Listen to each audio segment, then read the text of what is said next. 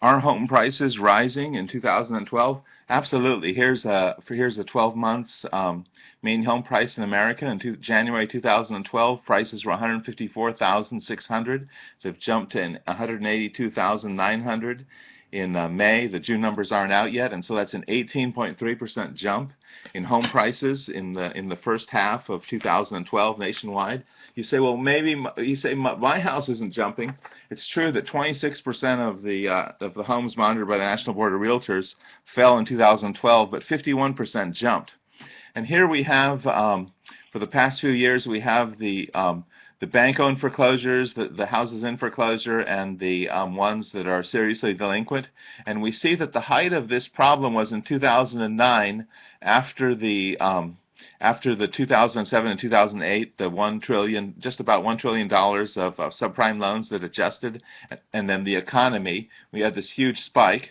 And then in 10, 11, and 12, these are the Alt-A and option arms loans that were adjusting the higher payments for owners. But we see that actually the problem is coming down.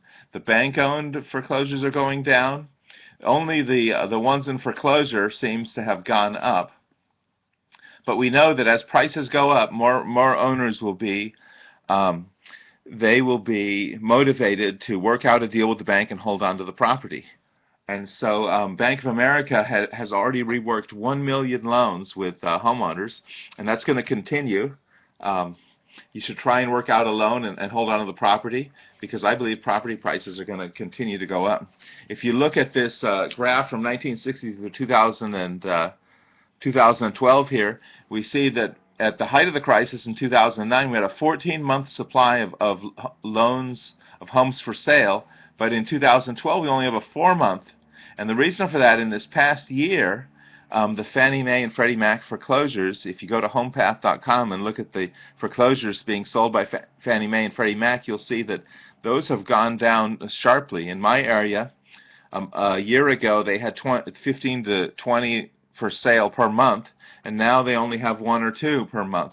So those have just fallen off the cliff, and that's the reason, the law of supply and demand. You cut the supply of homes, the price goes up.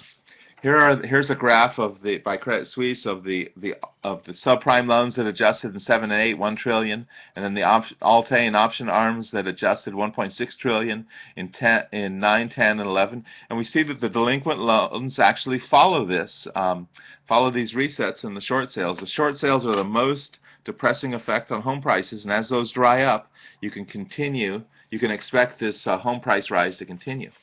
So I'm actually expecting over the next 15 years prices to jump up to 10 times. I don't expect the beach cities to jump, or San Francisco to jump 10 times, but maybe they'll jump 8 times. And we see that in the aerospace recession, when the short sales quit rising from 95 through 98, prices jumped 30%, and interest rates jumped 1.8%. That's where we are now in 2012. Expect over the next 3 to 4 years a 30% jump in home prices and a 1.8% interest rate jump. You say, should I refinance or buy? Absolutely. This is the best time to buy or refinance. You won't have this type of opportunity in 3 or 4 years. After the foreclosures get sold off, completely sold off by banks around 2015, I'm expecting an 8 times price jump. And places in California, some places in California, like the desert places, and also Arizona, Nevada, Florida, I expect a 20 to 30 times price jump. And so that's because the prices fell down 10 times. I expect them to come back. And some people think it'll take longer because there's more foreclosures. It all depends on the city you're in, and you can tell by looking on homepath.com or realtor.com, and you look at the homes for sale in your area, and you'll see how many of them are depressed, at depressed prices. You can see the prices are actually going up, and they're going to continue to have this price jump. I think 2012 is a great time to buy. Don't wait till 2013. Prices are likely to be higher in 2013, 14, 15, 16, and then you really want to buy before 2016, because I'm expecting a massive price jump due to the amount of money that the government is printing.